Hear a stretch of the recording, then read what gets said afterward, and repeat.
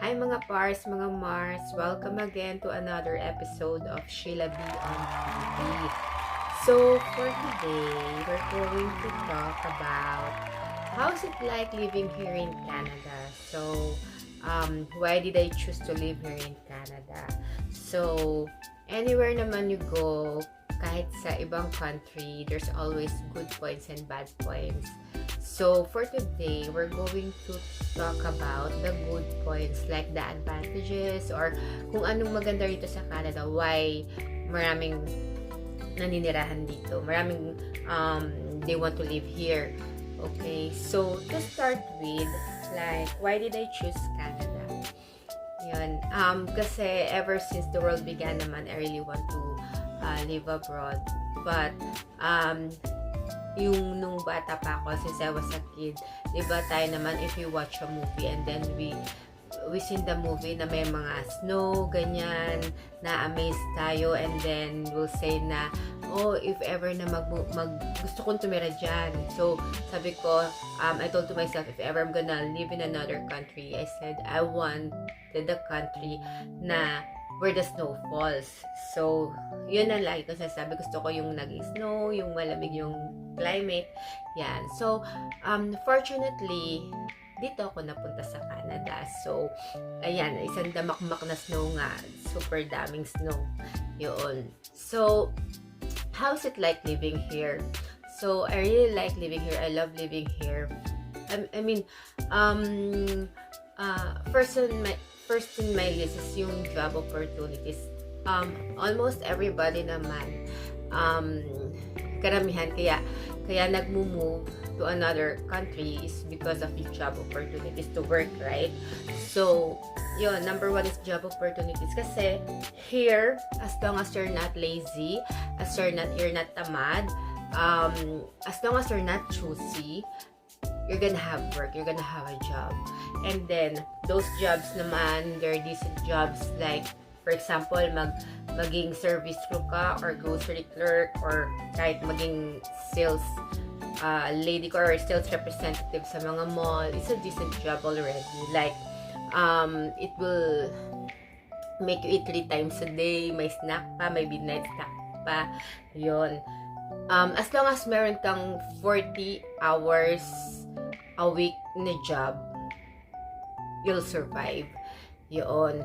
So, I mean, for, like, those jobs are for average people. You'll survive as long as meron kang 40 hours a week na trabaho.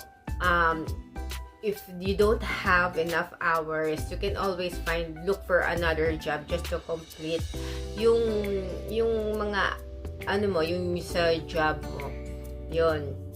Kasi nga, hindi naman mahirap maghanap ng work dito as long na hindi ka nga choosy. But of course, like,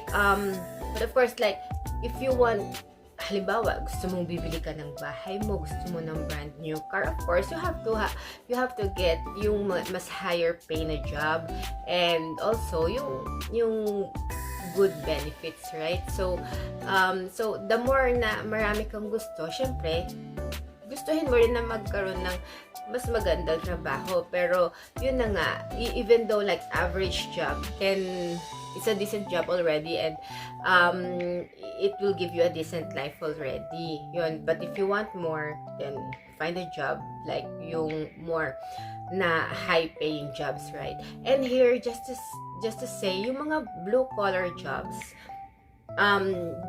they earn also like they're paying good for blue collar jobs, like for example yung mga garbage collector, lalaki ng sweldo niyan, 'di ba? Parang sa atin hindi sila ganon, yung hindi ka kumikita ng maganda yan, pero dito yung mga garbage collector, yung mga naglilinis, ganyan, they earn money, like they earn better wages.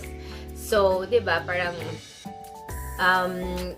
maganda 'yun, lalo na kung sa government ka pa na blue collar job. Ang taas ng sweldo mo. 'Yun, laki ng sweldo mo. And then what else? So, 'yun yung maganda doon, yung mga job opportunities mo is wide. Yeah. So, regarding naman sa what else? Government. rockstar yung prime minister namin dito. Ang gwapo niya, si Justin Trudeau. O, diba? So, yung government namin dito, marami siyang mga, like maganda yung mga in-offer niya. For example, number 1 yung sa health niya. Gustong-gusto ko yung health dito kasi, kasi dito, pag Canadian citizen ka or let's say permanent residence yata or kung meron kang, kung ikaw ay isang OFW, makaka-receive ka ng parang health card, yung like dito sa Ontario, OHIP kung tawagin. In every province kasi iba-iba siya, pero dito it's OHIP yun. So for OFW, parang kailangan you have to stay for 3 months and then you'll get it. So pag may health card ka, so for example, you're gonna visit your family doctor. So you don't have to pay yung every visit mo. You don't have to pay anything. And then, for example, they require you to do x-rays or yung mga blood works mo, ultrasounds, you don't have to pay anything. Yeah, so as long as you have that card, you don't have to pay. Pag halimbawa may emergency, if you have an emergency, isn't it like, pag yung sa, halimbawa lang yung sa atin, unless na meron kang pang deposit, minsan, pag wala kang pang deposit, hindi ka nila tinatanggap sa mga emergency. I don't know now ha, pero before ganun, diba? Dito, as long na may card ka, yun nga, they'll accept you. Yun. They will accept you. Tapos, yung sa iba naman, pag wala naman, they will still accept you naman. Pero, yun nga, pag may card ka, you don't have to pay anything. They'll accept you and then they'll do all the tests na you don't have to pay anything. Yun. So, even for surgeries, halimbawa, punta ka sa yung mga specialists, like, kunwari, meron kang cancer, tapos punta ka specialist, so you don't have to pay for that. Yung mga chemo mo, you don't have to pay for that. Yun, yung mga radiologists, you don't have to pay for that. Yun. So, yung mga surgeries din, yun, you don't have to pay. I just know, like, pag manganganak ka, okay? Pag manganganak ka, you don't have to pay. Especially yung mga cesarean, di ba? Ang mahal. It's so expensive to have a C-section, so you don't have to pay for it. Yun. As far as I remember, when I had my cesarean, my C-sec, I just paid $30. Yung $30 na yun, yung toiletries niya, and yung phone na, which is I didn't use naman, pero yun. And then, yung room ko before, parang, since nga yung job ko is I have benefits, so I didn't have to pay for my room. So, $30 lang talaga yung binayaran ko nung C-sec ko. Yun. So, yun, you don't have to pay like anything, halos wala. Yun. And then, yun nga, libre mga anak. And then also, yun pa, pag nanganak ka, yung kids mo, that's another thing from our government, they receive benefits. Like, so, parang they give money para for the kids until 18 years old. So, para silang may sustentado sila. Parang ganon. The government takes care of them till they're 18. So, they receive money. The parents receive money. So, for each child, yun, they receive money from the government. And then, what else? So, yun yung health nila. Kaya gusto ko yung health program nila dito kasi nga, you don't have to pay. If there's anything that you have to pay, parang small amount lang siya. Yun. Yun. Tapos, yung siguro ko yung medicine, ganyan. Pero if you have nga yung benefits from your job, you don't have to pay for your medicines. And then what else? Education. So, it's also good like yung education here because you don't have to pay too.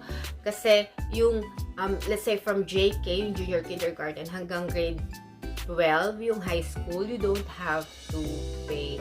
Like, there's no tuition fee. Siguro, meron lang sila, like sa atin, they're gonna ask you to bring crayons, pencils, but if you don't have, they're gonna provide it for you.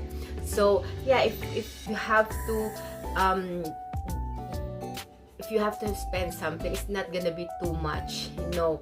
Yun. Tapos, ang mga public schools dito is like private schools naman din. Ewan ko, I haven't been into a private school here, pero sa private school, syempre mahal ng bayad, diba? So, but I don't see any difference aside from paying more sa private school. I don't know. But, like, kasi sa public schools naman dito, they're complete. Like, ang galing nga kahit public schools sila, they have like yung sa science room nila, yung mga laboratories nila, they're all complete. May mga microscope, whatever. And then may mga workshops sila. For example, sa high school, you want to do cosmetology, meron silang room for cosmetology. If you want to be a welder, may room sila for a welder. Imagine for public schools yun na. So, super complete sila. So, and most of the people I know, like naman, they succeeded and they came from public schools. Yun. So, their education is really good. Tapos, and then they also support yung mga students that they can't afford to go to university kasi they're offering this, what you call OSAP. I don't know for other provinces how they call it, but here sa Ontario, it's OSAP. So, it's like study now, pay later. So, they help those students that they can't afford. So, tapos, you just have to pay them back kapag may work ka na. Parang ganun. Yun. Tapos, parang maliit lang yung interest niya. So, the education here is really good. Like, my family to bring here para yung mga, yung mga kids ko dito sila mag-aral, blah, blah, blah. Yun. So, yeah, for me, that's the best. Those are the good points na why Canada, and yun nga, bakit yun yung mga good points na bakit maganda tumira dito sa Canada is first yung job opportunities, and then yung health nila, and then yung education. Aside from that, also of course maganda naman ang Canada, 'di ba? Fresh air, I like the climate. We have 4 seasons here. Ang dami nilang magandang sceneries, architecture. I've been to Montreal. I used to live in Montreal. Ang ganda ng mga architectures doon, very European. 'Yon, kung gusto mo ng medyo sa Pacific din ka sa Vancouver, yun, konti ang snow. Basta, is very nice. Tapos, kung gusto mo naman na maraming ocean din, Nova Scotia, I believe doon, maraming lobster, parang ganun. Yun, kasi hindi pa naman din ako nakapunta doon. Anyway, but really, it's nice here. So, yung mga hindi masyado makalat. Although, may ibang part, syempre, dahil dumadami na rin yung tao, yung mga immigrants. So, meron din namang Canadians na minsan hindi sila disciplined. But most of the people here are disciplined. They follow traffic rules. Yan. Kaya yun din yung maganda rito. Takot sila mamultahan kasi. And then, what else? Maganda rin dito. Darating sa election. So, mag-election na in 5 minutes, tapos ka na sa election. Mag-vote. Kasi, hindi siya pila. Hindi ka abutin ng buong araw dito. In 5 minutes lang, tapos ka nang mag-vote. Yun. Tapos, even if halimbawa, you need to renew your passport, or yung may document kayang kailangan, super bilis, fast face dito. Hindi ka mag-aantay ng matagal. Speaking of the passport, syempre, pag Canadian ka, blue passport ka. So, it's also an advantage for you. If you wanna go in another country, hindi ka na nila, I don't know, iba siguro kailangan ng visa pa rin, pero yung iba, hindi na kailangan syempre ng visa. Pag magko-cross ka sa US, ganyan, wala nang visa. So, it's also an advantage to have a blue passport. Yun.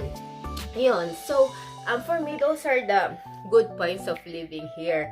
Yun. So, of course, there are also bad, pero tatakal natin siya in my next episode. So, for now, yun na lang muna, and thank you for watching, and see you in my next episode. Please don't forget to subscribe and share, and hit the notification bell. Yun, hit the notification bell, nabulol na ako. Ayun, and I hope you like our episode. I hope na kahit konti may natutunan kayo. What is it like to live here?